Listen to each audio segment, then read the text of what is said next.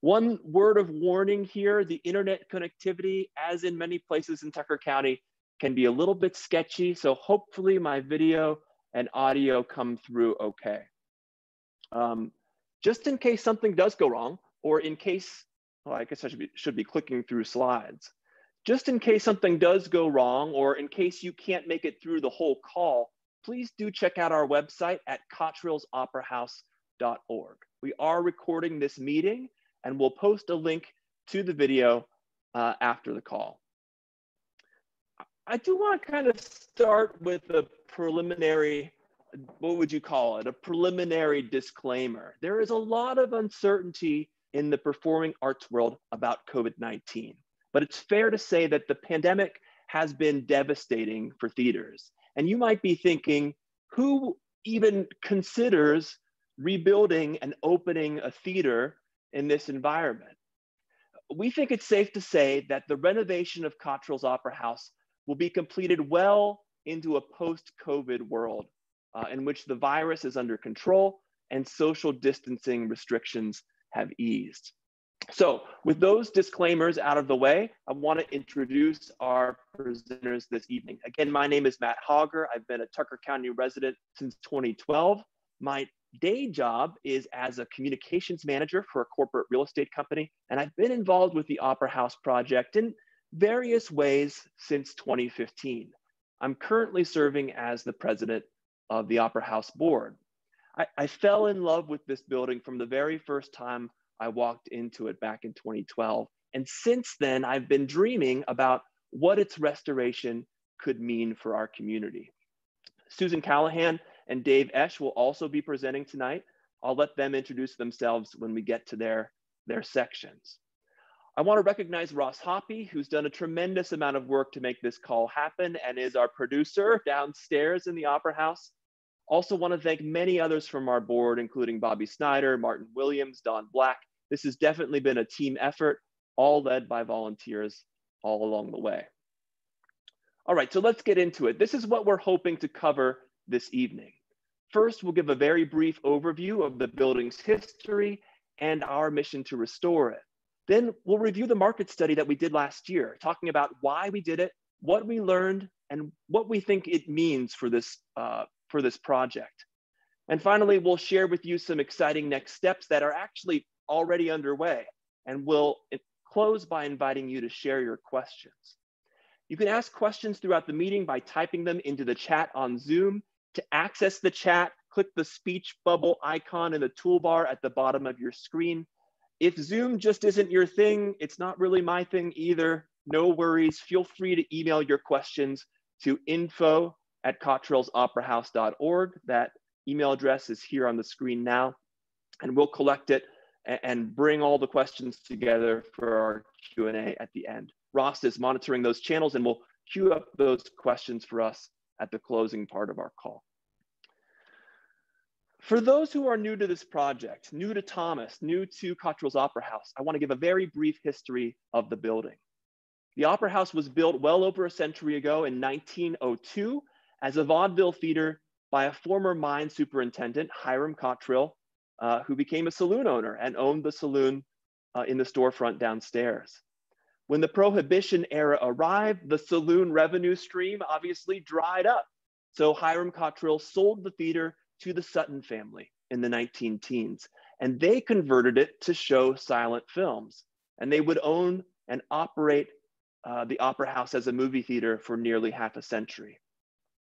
Tucker County's population declined throughout the 20th century, and by the 1960s, television was competing for the audience's attention, and the theater ultimately closed for good in 1977.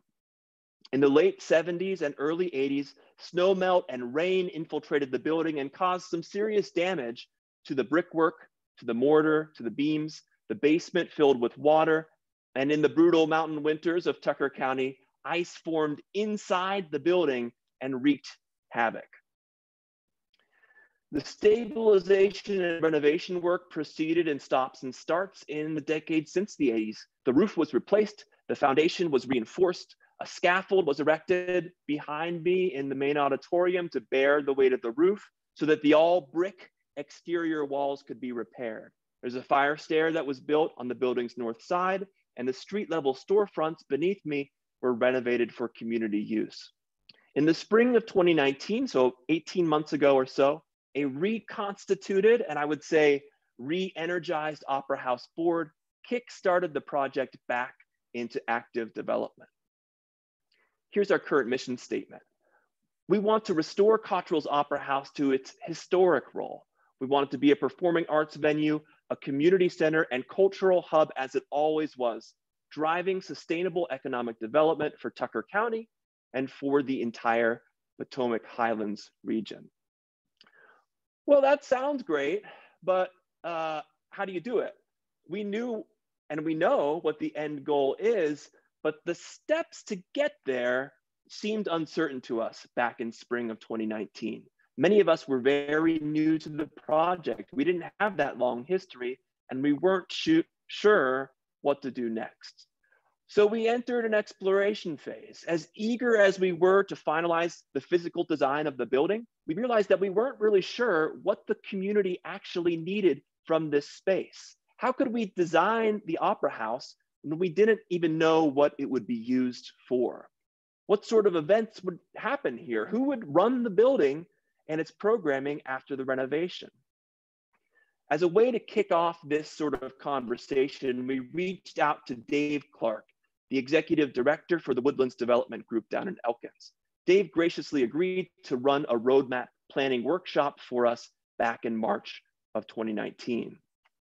Dave encouraged us to think critically and practically in terms of dollars and cents. What would the operating budget for a facility like this look like in 2022 or 2023 when the building had been restored?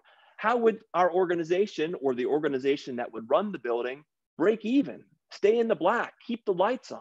After all, remember, back in the 60s and 70s, the building was a movie theater and that became unprofitable. So Dave encouraged us to really think carefully about what would be different this time around. On the one hand, we knew that the local economy had changed pretty dramatically. Storefronts that had been vacant for years were opening back up. The arts were driving what would you call it, a hyper-local economic resurgence here in Tucker County. But that doesn't guarantee success. We wanted to think seriously about what this new community, this present day community, could support. What sorts of events would keep us in the black? What expenses could we expect for running performing arts events, licensing movies, staffing the ticket counter, selling those tickets, concessions, and on and on? It became obvious to us that we needed help answering these sorts of questions, these industry-specific questions about running a performing arts venue. So it was time to do a little bit more homework. We entered what you might call a research phase in the summer of last year. First thing, we sent a representative to the League of Historic American Theaters Regional Conference, where we started to get our heads around the challenges and opportunities of running a theater like ours. And next, we decided that we needed an expert's guidance. We started looking for a theater-minded consultant who could help us answer some of these fundamental questions. Fortunately for us, we also received a generous grant from the Benedum Foundation with which we could conduct this research work. We interviewed several candidates and eventually settled on historic theater consultants run by Herb Stratford. Herb was well recommended by our peers from the League of Historic American Theaters, and his proposal fit our needs well. So Herb and his marketing lead visited Tucker County in December of 2019. They met with a wide variety of local stakeholders, and that's Herb at the top left of this picture, chatting with local business owners about how the Opera House can help support the local economy once it's renovated. Herb and his team also conducted a public survey in January of 2020, and they delivered their final report in May of this year. So what did that report tell us? That's the main reason you're here, right? For that, I'm going to hand things over to Susan Callahan, a member and fellow officer on the Opera House board. Susan? Thanks, Matt. Hi, everyone. My name is Susan Callahan, and I've been an Opera House board member for 4 years. But before moving to Canaan Valley, I worked with the Pittsburgh Glass Center, helping to establish an artist community in some Pittsburgh communities. My job was to introduce glass art and artists to area retailers and to promote sales in locally made glass art. When I moved to Tucker County, I was pleasantly surprised to find an artist community already established, and it offered incredible galleries and performance venues, as well as had a huge variety of artistic talent, including musicians, actors, poets, painters, potters, photographers, just to name a few. So to continue promoting local artists, I joined the Art Spring Board. That's our nonprofit organization supporting Tucker County arts, and that hosts the annual Art Spring Festival Memorial Day weekend. I also joined the Opera House Board to help figure out how the Opera House could be turned into a sustainable operation while at the same time supporting local artists. And that's where the public survey comes in. As Matt described, the survey was conducted by Historic Theater Consultants, the group we hired. It was made available online in January of this year for 3 weeks. It was promoted via social media and our Opera House website. And the survey results exceeded our expectations, even our consultants' expectations. We got a whopping 632 responses. These represented the 3 segments of our target market: full-time residents, people who live in Tucker and adjoining counties, part-time residents or second homeowners who visit the area on a regular basis, and visitors who come for day trips and or overnight stays. These segments describe the market that the Opera House would hope to draw from for customers. So the survey asked them to choose their preferred uses for the Opera House. In other words, what kind of activities or events would you want to attend at the Opera House? And the top 3 responses were live theater performances, live music concerts, and films. These we expected, but the list didn't end there. In addition, respondents wanted the Opera House to be used for special community events, comedy nights, children's events like puppet shows or magic shows, open mic nights, visual and performing art classes, and dance performances. But wait, there's more. Respondents wanted the Opera House also to be available for local community fundraisers, for weddings, private parties, religious services, reunions, and for rehearsal space for local performance groups and school groups. As Matt mentioned, the focus groups held earlier in December provided comments that supported these survey results. For instance, the rental property representatives in our area said that families often ask them for rainy day activities for kids. So when the weather isn't cooperating, it would be great to be able to take the family to a magic show. Our wedding and event planners said that demand exists in our area for an indoor venue for small to medium-sized group events. And our local performers noted that the Opera House could fill a niche for performing arts groups, since there is no comparable venue of this size in Tucker County. So from the survey responses and the focus groups, we could see clearly that there's an interest in and a need for a multi-use venue. One other notable data point from the survey helps to illustrate how revitalization of the Opera House would benefit our entire region. 82.5% of the survey respondents indicated that they were likely or very likely to eat out before or after attending an Opera House event. This means that most people coming specifically to an Opera House event would likely spend money on other things while in our area. And you might expect that the non-local visitors attending Opera House events would spend more money on things like lodging, shopping, and other meals. So we concluded that attracting arts and culture-minded visitors could produce significant economic rewards throughout the county. Just imagine each Opera House event driving customers into our restaurants, galleries, and shops in Davis, Canaan Valley, Parsons, as well as Thomas, year-round. I leave you with that amazing image and hand it back to Matt.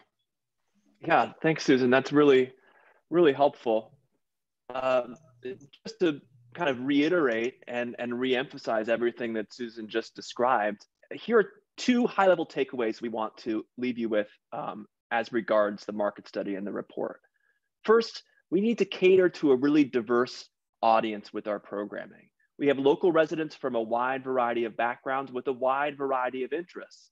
People from Davis, Thomas and Parsons, but also Oakland and Elkins and Moorfield and Buchanan and Petersburg and Cumberland.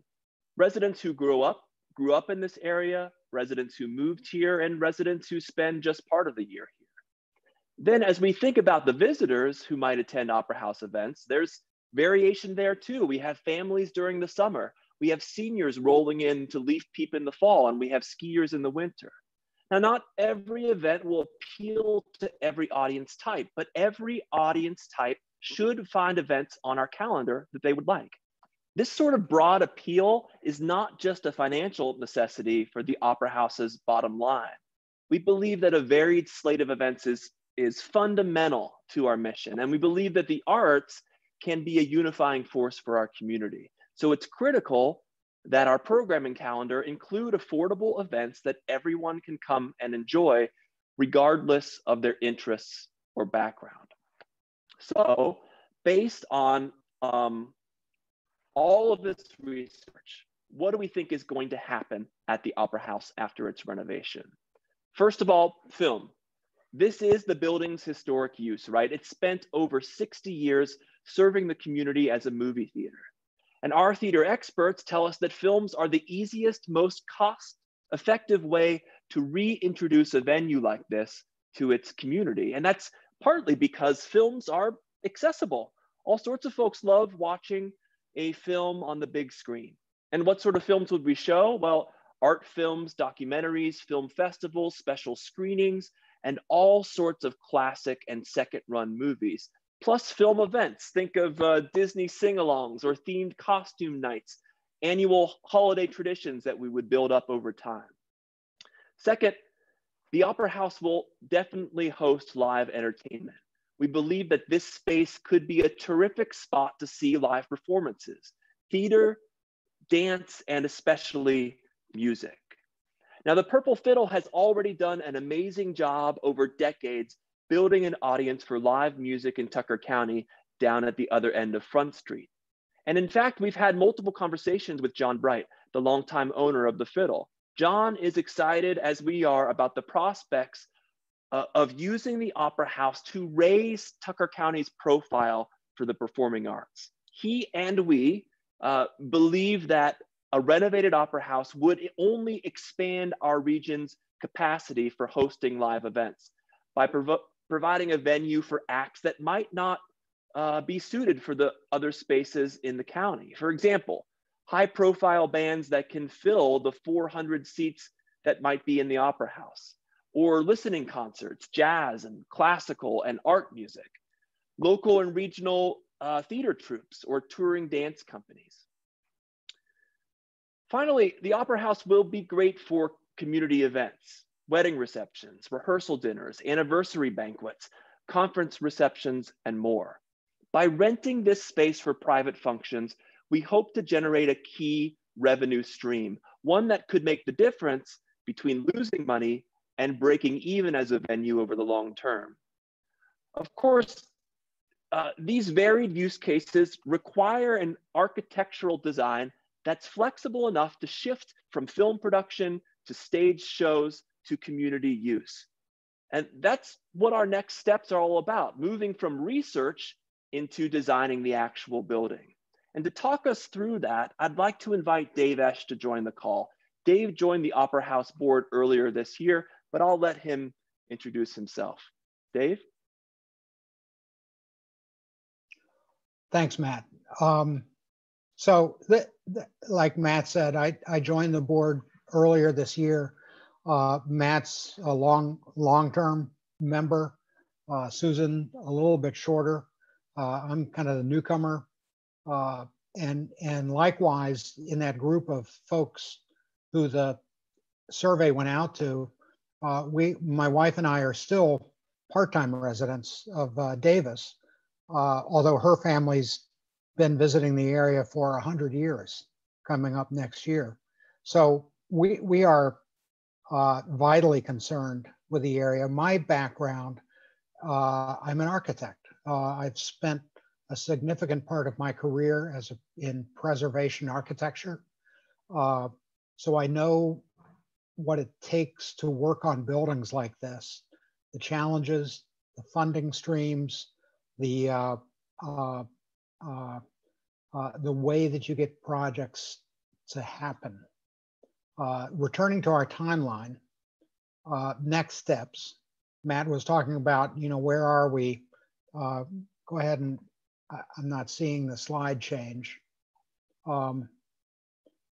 We are, there you go. Next steps. I think there's a little bit of a lag, Dave. Yeah, that's okay. Sorry about that. So we did the market study, very important. And I think the board has done a fabulous job of teeing up this project for success. Because one of the things that I've always asked as an architect when I go to a client is, well, what do you want? And when you run into a client, a lot of clients, surprisingly, they're not really too sure. What the market study really gives us a basis, not just for the design, but for going out for fundraising and for having discussions like this about what do we want in order to build a facility that can serve all the purposes that we talked about earlier. We need to solve all the detailed design problems that renovating a historic property presents.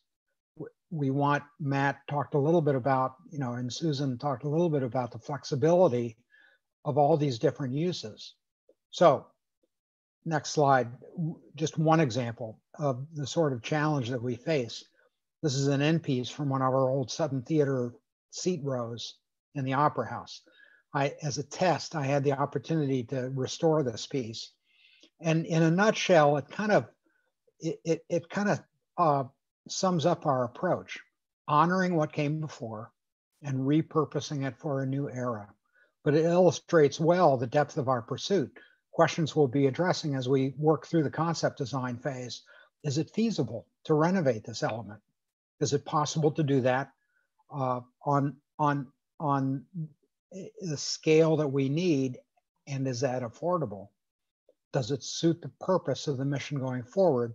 And if not, what are the alternatives? In this case, fixed seating might not be the right answer. We're talking about a multiplicity of different uses that we want to host in the Opera House. At the same time, wouldn't it be cool to have a row, maybe just one row, maybe two rows of the original seating in the back of the Opera House? So we're going to be asking these questions at the scale of the entire building. We knew that we needed an experienced expert to help us do this. The conceptual design work will be partially funded by a grant from the Tucker County Cultural District Authority, and again with funding provided by the Benedum Foundation. And after extended board discussion evaluation, we are excited to announce that we have contracted the Mills Group, a renowned West Virginia architectural firm, to help us develop a conceptual design for the Opera House. We really feel that Michael Mills and his firm are a perfect fit. Among the other things that their practice brings to our project is a combination of special expertise, both in preservation architecture, as well as performing arts design. One especially relevant past project of theirs is the renovation of the historic performing arts venue in Morgantown, the Metropolitan Theater.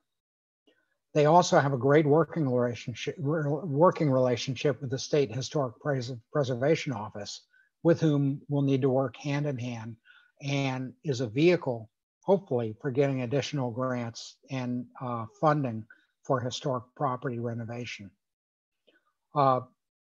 In fact, we're beginning this design work. We've had multiple discussions with Michael and his team. Their team will be on site this Friday, October 9th, taking measurements, kind of doing their base work to start preparing the design work. They'll also be conducting a design workshop with the Opera House board in the next few weeks, in which we'll work together with their team to create kind of continue this vision for the concept design. And then over the next few months, we'll be able to work together to create a concept design. The results will be a floor plan, 3D renderings, other documentation, and we can't wait to bring this preliminary design back to you for your feedback. So we have a lot of work to do. We look forward to including everybody on this call and the rest of the community, keeping you in close touch with our progress. So back to Matt for more of what we're going to be doing. Yeah, thanks so much, Dave. We are so excited about reaching this major milestone in the project. And it's fair to say, I think, that we are now in formal pre-development for the Opera House renovation. It has been a long road, longer than anyone expected, 40 years ago to get here. But we're pumped to build on this recent momentum. We are not stopping here, and we're already planning for the work that will come after this conceptual design phase. So one of the key products of this design work will be a preliminary estimate of the total redevelopment cost. Right now, it's just a guess, and not even really a guess. But with that number in hand, we can work backwards and start to think through the funding stack that it will take to actually complete the work. For example, we'll be able to finalize our certification for historic tax credits with the State Historic Preservation Office and the National Park Service. Now, tax credits are likely to be a major source of funding for this project. Between federal and state credits, fully 45% of the qualified renovation costs could be covered. That is huge in a project like this. And Woodlands Development Group, which I mentioned earlier, has already started preparing this application on our behalf. Woodlands also continues to explore potential grant funding opportunities for the project. For example, Woodlands recently helped pull together our application for a state-administered rural revitalization grant, and we hope to hear back soon about that award.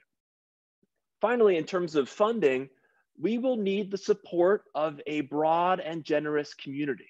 We don't yet know that full redevelopment cost, but we do know that we'll never meet the need without your help. And it's not just in the future that we would ask for you to partner in transforming this building. Our organization is a 501c3 nonprofit. All donations we receive go directly back into funding the maintenance and redevelopment of this historic treasure. It takes your generous support to maintain a 120-year-old building. Last year, the downstairs furnace broke down unexpectedly, and we had to pay for a quick repair. Those things just happen with a building this old. And even when nothing's broken, it also takes your generous support just to pay the bills, to keep the lights on, keep the building heated, et cetera, et cetera.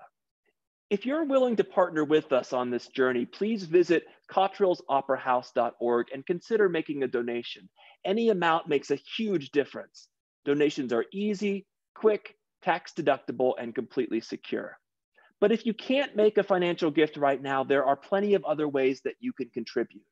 Maybe you're a graphic design whiz and you could help us prep a future presentation like this. Maybe you're a social media maven and could help us keep our Instagram feed flowing. Check us out on Instagram, by the way. Maybe you'd be willing to lend a hand when it's time to clear out this space to prep for construction.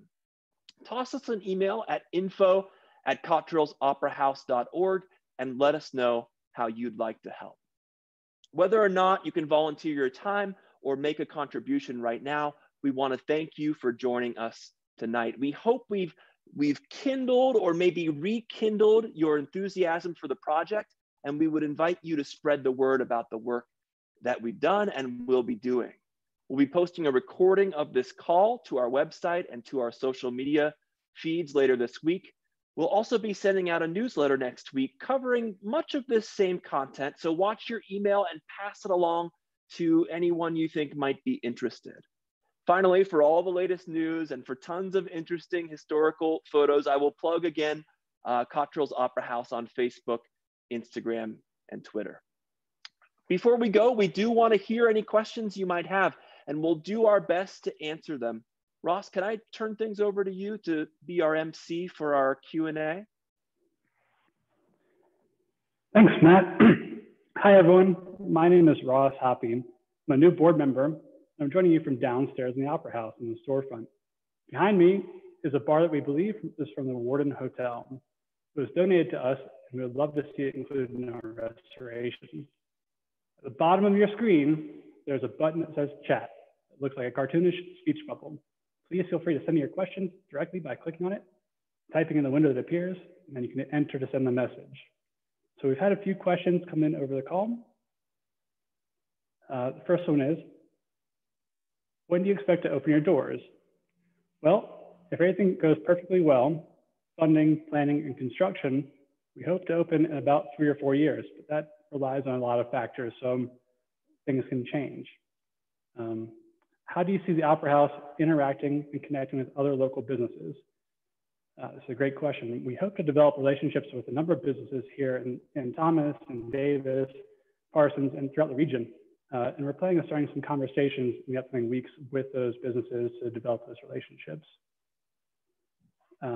Next question is, how family friendly will your shows be? Well, as Matt mentioned earlier, we're planning to offer a wide variety of programming that includes people of all ages and a wide variety of topics as well, whether it's movies or live shows. I'm interested in volunteering. How do I get involved? This is a simple one. Visit our website, cottrellsoperahouse.org, and you can find a registration form there or a form there to sign up to volunteer. Let's see, and are there other ways that I can follow your progress? So yes, other than our website, you can follow us on Instagram, Facebook, Twitter. We also have a newsletter that we'll be sending out every quarter. Look in about a week. We're going to try and recap tonight, as well as a few other things. You can find the links to our social media and sign up for our newsletter on our website. You can check our feed as well. So we have had another question come in. So Matt, you might be able to help out with answering this one too. Dave, perhaps you as well. So what did the study show about parking, traffic, and other support needed for the Opera House? And how willing are county and city officials to create and pay for infrastructure needed, and what is the timeline? That's a great question, and it ties into the question about how we're connecting with the local community. This is not a one-stop project, right? We cannot make this venue successful on our own. And I think parking is a key example of why that's true. I mean, when the Opera House was running as an opera house 100 years ago, there were 425 seats here. If we tried to fill 425 seats today, there would be cars running down 219 and going all the way to Davis. So the parking project and riverfront redevelopment plan that's already in the works, the city is working on it and their partners are working on it, is absolutely crucial and will need to be completed in the same time as the Opera House getting done. So we've opened those conversations and we're well aware that that's got to be a part of this project. This is a community redevelopment effort and definitely not just a single building. Dave or others, if you have other thoughts, welcome to jump in here. I think you hit that pretty well, Matt. Thank you. Well, it looks like that's all of our written questions. I'm going to open up for general comment now, so people can actually unmute themselves if they have anything they would like to add here. You can look for that unmute button in the bottom left-hand corner, but please feel free to ask a question in the open room now. And we'll give ourselves a few minutes here.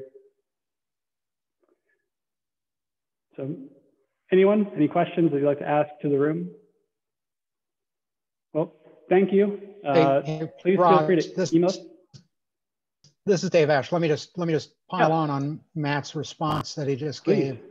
The board, the folks that we're reaching out to, the folks that have joined us tonight, we are embedded in the community. And we really intend to keep this group involved for the next 4 years, if that's what it takes, or whatever it takes.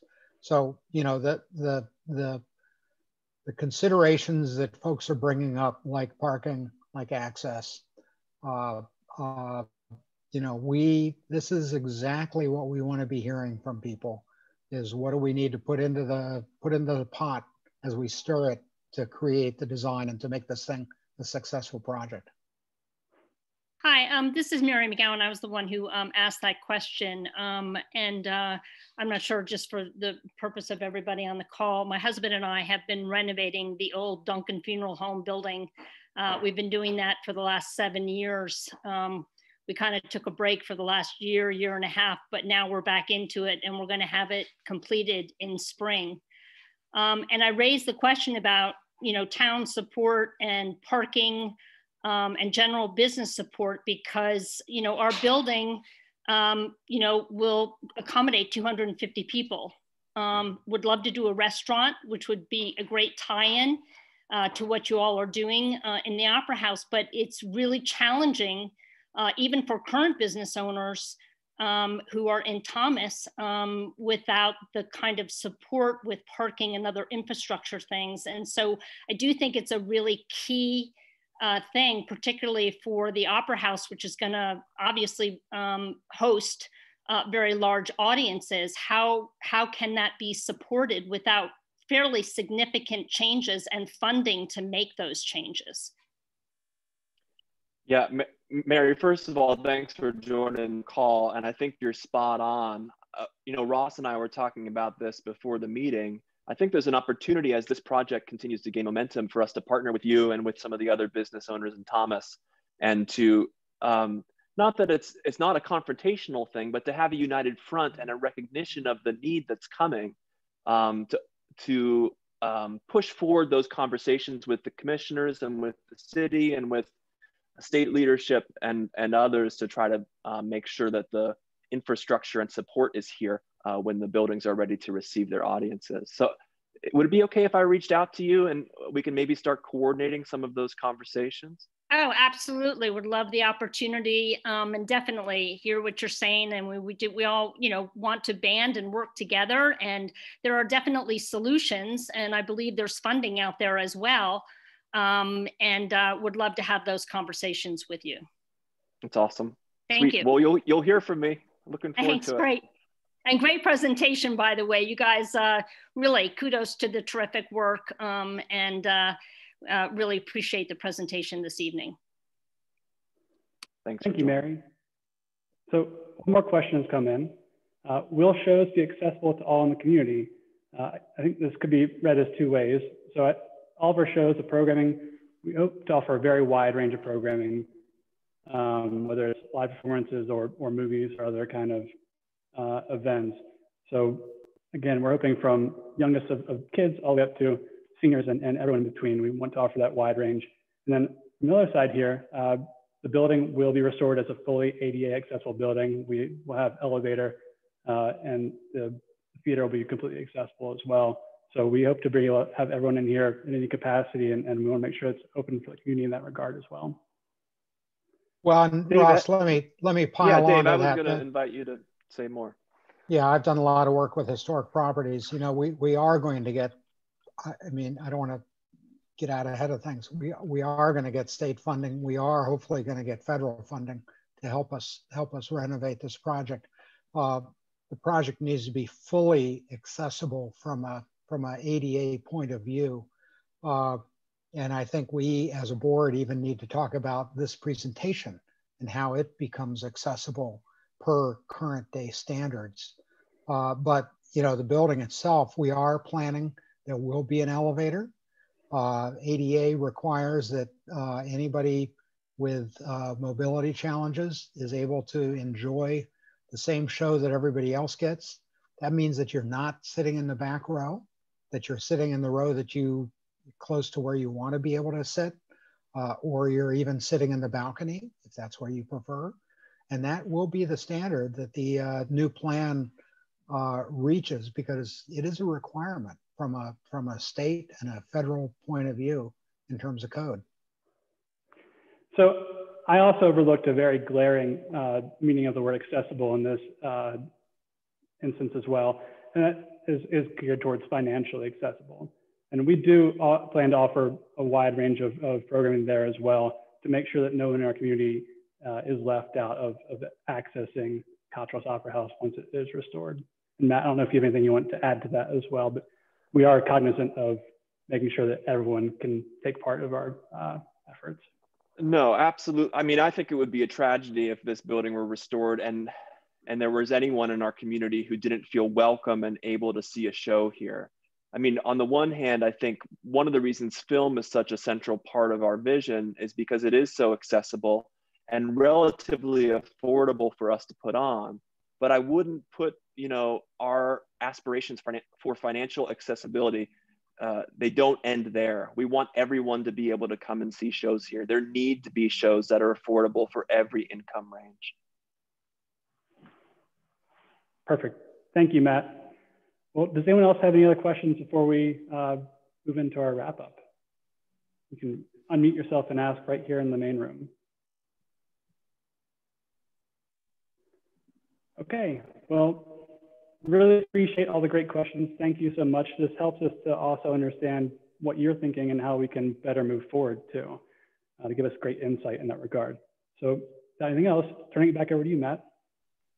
Thanks so much, Ross, and thank all of you so much for taking the time to join us this evening. We look forward to sharing much more soon at our next virtual event. We hope to have conceptual designs to share with you, but there'll be lots more to share between now and then too. So keep an eye on our website, on our social media, and we'll be in touch. Thanks again, everybody.